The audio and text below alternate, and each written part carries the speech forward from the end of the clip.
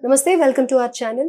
నిన్న పవన్ కళ్యాణ్ గారు 6 months తన journey as a politician progress రిపోర్ట్గా రిలీజ్ చేశారు. సో దాని గురించి డిస్కస్ చేద్దాం. ప్రస్తుతం మనతో పాటు సీనియర్ జర్నలిస్ట్ కిరణ్ పోల్దాస్ గారు ఉన్నారు. నమస్తే సార్. నమస్తే అండి సార్, సో పవన్ కళ్యాణ్ గారు రిలీజ్ చేసిన ప్రోగ్రెస్ రిపోర్ట్ గురించి మాట్లాడదాం సార్.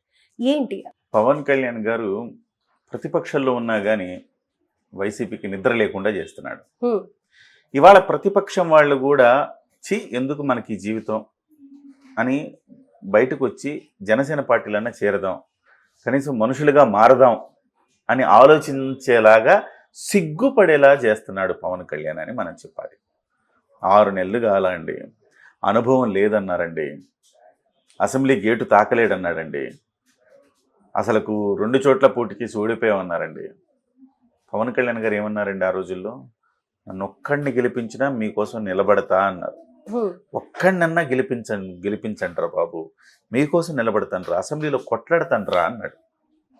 ఇవాళ ప్రతిపక్షం సిగ్గుతో తలదించుకోవాలి, ఎస్పెషల్లీ జగన్మోహన్ రెడ్డి.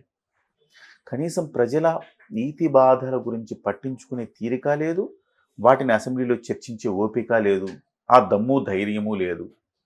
అలాంటి ఒక దుస్థితిలో ప్రతిపక్షం కునారిల్లిపోతూ ఉంది. ఎస్పెషల్లీ చెప్పాలంటే వాళ్ళు ఎవరైనా మనుషులుగా మారాలంటే వచ్చి తెలుగుదేశం పార్టీలోనో లేదా జనసేన పార్టీలో చేరితే అట్లీస్ట్ పాప ప్రక్షాళన అంటారు కదా, గంగలో మునిగితే పాపాలన్నీ తొలగిపోతాయి అంటారు కదా. అట్లీస్ట్ ఇప్పటికైనా వచ్చి గంగా నది లాంటి జనసేన పార్టీలో చేరండి, మీ పాపాలన్నీ ప్రక్షాళన అవుతాయని నేను చెప్తాను. బట్ పవన్ కళ్యాణ్ గారు చేర్చుకోవాలి కదా, అదొక పెద్ద ఇది క్వశ్చన్ మార్క్. ఎవరినంటే జనసేన పార్టీలో చేరాలంటే వాళ్ళకి ఒక క్వాలిఫికేషన్ ఉండాలి, ఒక వ్యక్తిత్వం ఉండాలి, అలాంటి వాళ్ళనే తీర్చుకుంటారు. అట్లీస్ట్ తెలుగుదేశం పార్టీలోని చేరితే పర్లేదు, కానీ ఆ పార్టీలో ఉండి ఇవాళ ఇలాంటి ప్రోగ్రెస్ రిపోర్ట్లు చూశాక ఏం మాట్లాడుకుంటారు? ఇప్పుడు గత ప్రభుత్వంలో ఏమేం చేశారంటే ఏమీ లేదు, అప్పుల పాలు చేశారు. ఇవాళ ఈయన 6 నెలలు అయింది, అనుభవం లేదన్నారు, ప్రోగ్రెస్ రిపోర్ట్ విడుదల చేశారు. ఇవాళ ప్రోగ్రెస్ రిపోర్ట్ గురించి చెప్పుకోవాలంటే మనకు గంట ప్రోగ్రామ్ అవుతుంది. ఇది ఎందుకని ప్రతిపక్షాలకి తెలియాలనా, లేకపోతే జనాలు కూడా లైక్ పబ్లిక్ కూడా ఏం చేశారు అనేది కొంతమంది మాట్లాడే వాళ్ళు ఉంటారు కదా, వాళ్ళకి సమాధానంగానే ఎందుకని ఇది ఇంతకుముందు ఎవరైనా ఇలాంటివి చేశారా? అంటే ఇప్పుడు 6 నెలలకి చేయలేదు కానండి, అంటే గవర్నమెంట్ కూడా ఒక్కో సందర్భంలో చేస్తుంది, కానీ ఇప్పుడు దాకా అయితే చేయలేదు ఎవరు.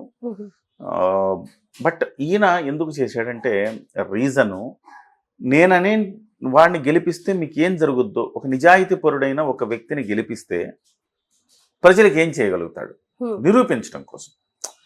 మనకి అవకాశం ఇస్తే కదండి జనానికి తెలుస్తుంది. మీరు అవకాశం ఇచ్చారు కదా, ఆయన నిరూపించుకుంటున్నాడు. ఎస్, మీకోసం నేను ఇది చేశాను రా బాబు అని చెప్తున్నాడు. పిఠాపురం ఎమ్మెల్యేగా ఆయన గెలిచినప్పుడు, పిఠాపురం ఎమ్మెల్యేగా గెలిచిన చివరి ప్రయత్నం దింపుడు కళ్యాణ్ ఆశ అన్నట్టుగా జగన్మోహన్ రెడ్డి గారు వచ్చి పిఠాపురంలో ఈమెను గెలిపించండి, వంగా గీత గారిని డిప్యూటీ సీఎం చేస్తా అన్నాడు.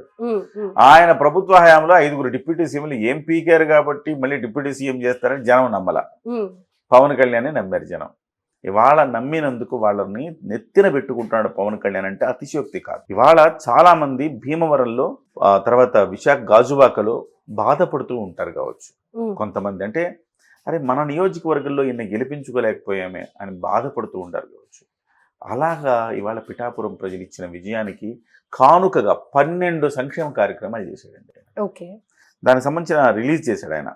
అంటే పిఠాపురంలో చేసిన అభివృద్ధి, పిఠాపురం డెవలప్మెంట్ అథారిటీ అని ఒకటి ఏర్పాటు చేశాడు. దానికోసం ఒక సంస్థ అభివృద్ధి ఒక అథారిటీని ఏర్పాటు చేశాడు పిఠాపురానికి. అదిగాక 30 పడకల ఆసుపత్రి ఉండేది, దాన్ని 100 పడకలకి చేశాడు. అతను 2 కోట్ల రూపాయలు పెట్టి టీటీడీ కళ్యాణ మండపం నిర్మిస్తున్నాడు. ఆ గొల్లపురంలో ఎప్పటి నుంచి ఒక తాగునీటి సమస్య ఉంది, ఆ సమస్యని క్లియర్ చేశాడు. ఇక విద్యార్థులు 32 పాఠశాలలకు 2 చొప్పున 25,000 విలువ చేసే క్రీడా సామాగ్రి పాఠశాలలకు వెళ్ళాడు. పాఠశాలలకు వెళ్ళి మీకేం జరుగుతుంది, పాఠశాల విద్యార్థులతో ఆయన ముచ్చటించే తీరు, ఆయన మాట్లాడే తీరు చాలా ఇన్స్పైరింగ్గా ఉంటుంది. నేను కాదు మీ హీరో, మీ అమ్మా నాన్న మీ హీరో, మీ టీచర్లు మీ హీరో అని చెప్తాడు వెళ్ళి. అలా చెప్పేవాళ్ళు ఎంతమంది ఉన్నారండి? సో అక్కడికి వెళ్ళి నేను కాదు, జగన్మోహన్ రెడ్డి పిల్లల దగ్గరికి వెళ్ళి ఏం మాట్లాడతాడు? ప్రతిపక్షాల గురించి మాట్లాడతాడు. పవన్ కళ్యాణ్ ఎన్నెన్ని పెళ్ళిళ్ళు చేసుకున్నాడు, కార్లను మార్చినట్టు పెళ్ళాలను మారుతున్నాడు, పిల్లల దగ్గర మాట్లాడతాడండి, సిగ్గుపోలే. సో అలాగా పవన్ కళ్యాణ్ గారు ఈసారి వెళ్ళినప్పుడు పిల్లలతో ముచ్చటించే తీరు చాలా ఇన్స్పైరింగ్ ఉంటుంది. పేరెంట్ టీచర్ మీటింగ్ కూడా ఇట్లా ఈయన ఏమేమి చాలా కార్యక్రమాలు అండి, దాదాపు 12 రకాల కార్యక్రమాలు చేశారు. సో రోడ్లు వేశాడు, చెరువులు తవ్వించాడు. సో పాఠశాలలో కనీస వసతులు లేకపోతే రూములు కట్టిస్తున్నాడు. సో అలాగే వాళ్ళకి ల్యాబ్లు ఏర్పాటు చేస్తున్నాడు. చేబ్రోల్లో 70 మంది విద్యారధీనులు ఉంటున్న సాంఘిక సంక్షేమ బాలికల వసతి గృహాల్లో 20 ఏళ్లుగా తాగునీటి సమస్య అంట. దాన్ని బాగు చేశాడు. ఈచ్ అండ్ ఎవ్రీథింగ్ మైక్రో లెవెల్లో వెళ్ళి అక్కడ సమస్యలు కనుక్కొని వాటిని తీరుస్తున్నాడు. 6 నెలల్లో ఇంత ప్రగతి సాధించాడు. ఇవి కాక మళ్ళీ ఆయన తన శాఖాపరంగా ఏం చేస్తున్నాడు, గ్రామ సభలతోటి దేశం మొత్తం 13,326 గ్రామ పంచాయతీల్లో ఆయన ఏకకాలంలో గ్రామ సభ పెట్టి పల్లె పండుగ అని చేస్తున్నాడు. పల్లెల్లో మీకు గ్రామాలు అంటే మీకు తిరిగే, మీరు హైదరాబాద్లో ఉంటారు కాబట్టి మీకు తెలియదు, గ్రామాల్లోకి వెళ్ళేటప్పుడు అంటే ఏ రోడ్డు సక్రమంగా ఉండదు, అన్ని గతుకుల మయం, ప్రమాదాలు జరిగేవి, వెహికల్స్ పాడయ్యేవి.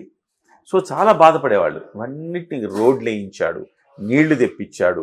ఎక్కడెక్కడ ఇబ్బంది అంటే నీళ్లు తేవడానికి కూడా ఏంటంటే ముందు పైప్ లైన్లు తవ్వేసేయడం, ఎవరికి ఇష్టం వచ్చిన కాంట్రాక్టులకు ఇచ్చుకోవడం, ఇలాంటి పనులు కాదు. నిజంగా అది జనానికి లబ్ధి చేకూరే పని చేస్తున్నాడు అనమాట. కేంద్ర ప్రభుత్వం నుంచి ఆయన అడిగిందే తడవుగా కేంద్ర ప్రభుత్వం నిధులు ఇస్తుంది. ఎందుకు? పవన్ కళ్యాణ్ ప్రభ అట్లా వెలుగుతుంది కేంద్రంలో. ఆయన ఏమడిగితే అది ఇస్తుంది కేంద్రం. అవి తీసుకొచ్చి ఆయన నియోజకవర్గానికి చేస్తున్నాడు. గ్రామీణాభివృద్ధిలో ఇప్పటి వరకు మౌలిక సదుపాయాలు కల్పించడానికి ఆయన చేసిన కృషి అవిరళం. ఇలాగండి ఆయన శాఖాపరంగా కూడా 13,326 గ్రామ పంచాయతీల్లో ఏకకాలంలో గ్రామ సభలు నిర్వహించి దేశం మొత్తం ఇటువైపు చూసేలా చేశాడు. సో తాగునీటికి సంబంధించిన సమస్యలు అవి పరిష్కరించాడు. ఇవాళ స్వతంత్రం వచ్చి 77 ఏళ్ళైనా ఇవాళకి చాలా చోట్ల నీళ్లు లేక ఇబ్బంది పడుతున్నారంటే సిగ్గుచెట్టు కదా. అక్కడికి వెళ్ళి కొంతమందికి తాగునీళ్ళు అసలు లేవు, ఉన్నా కానీ అవి కలుషితమై ఉన్నాయి. 2 సమస్యలకి పరిష్కారం వెతుకుతూ ఉన్నాడు.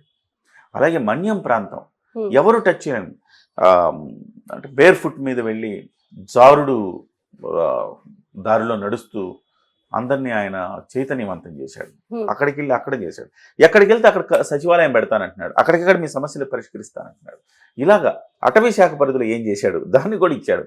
అటవీ శాఖకు సంబంధించి ఇళ్ల మీద ఏనుగులు పడి ధ్వంసం చేస్తున్నాయి పంటల మీద. దానికి సంబంధించి ఎన్నో ఏళ్లుగా కుంకి ఏనుగులను తీసుకొస్తే ఈ సమస్య పరిష్కారం అయిందంటే కర్ణాటకకు వెళ్ళాడు, ఒప్పందం చేసుకున్నాడు, తీసుకొచ్చాడు. పర్యావరణాన్ని కాపాడడానికి చర్యలు తీసుకున్నాడు. మొక్కలు 50%, 29% ఉంటే పచ్చదనం 50% చేయాలని దాని మీద ఒక డ్రైవ్ నిర్వహిస్తున్నాడు. ఇట్లా ప్రతిదీ సైన్స్ అండ్ టెక్నాలజీ రంగంలో ఎట్లా ఉండాలి దాని మీద కూడా ఒక విజన్ తీసుకుని నడిపిస్తున్నాడు. అంటే అనుభవం లేదు లేదు లేదు అంటే ఇంత గొప్పగా పరిపాలిస్తున్నాడే, అనుభవం లేదని ఇంకొకళ్ళు అంటారా? ఇంకెప్పుడైనా అనగలరా?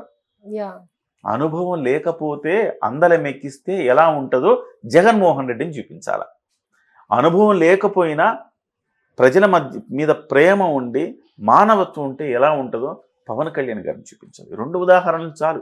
దేశంలో ఈ 2 ఉదాహరణలు చూపిస్తే ఎలాంటి నాయకుడిని ఎంచుకోవాలి, ఎలాంటి నాయకుడిని ఎంచుకోకూడదని చెప్పడానికి పర్ఫెక్ట్ ఉదాహరణలు ఇద్దరని మనం చెప్పుకోవచ్చు. సార్, ఇప్పటి వరకు ఆయన చేసిన అభివృద్ధి పనుల గురించి చెప్పారు కదా. చాలా మంది కూడా అంటే ఎవరైతే పవన్ కళ్యాణ్ గురించి నెగటివ్ గా కమెంట్ చేస్తుంటారో వాళ్ళు ముఖ్యంగా డిస్కస్ చేసే పాయింట్ ఏంటంటే సుగాలి ప్రీతి కేసుది ఇప్పటిదాకా ఎందుకు ఏమి తేల్చలేదు అని అనేసి అని అంటున్నారు.